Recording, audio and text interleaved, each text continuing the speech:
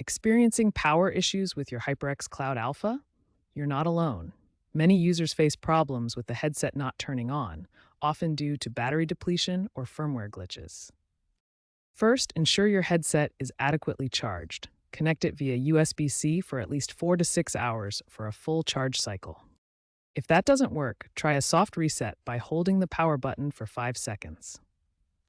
For more persistent issues, a hard reset by pinching the power and volume buttons might be necessary to restore factory settings and resolve firmware conflicts. Always use the official HyperX cable to charge, as third-party chargers can cause voltage spikes. If charging and resets don't solve the problem, outdated or corrupted firmware is likely the culprit. Update your HyperX Cloud Alpha's firmware using the Ingenuity software, version 5.15.0 or later as of July 2025. A recent patch in March 2025 addressed a coma state issue after battery drain. Check for updates monthly within the app. If problems persist after updating, consider reinstalling Ingenuity or contacting HyperX support.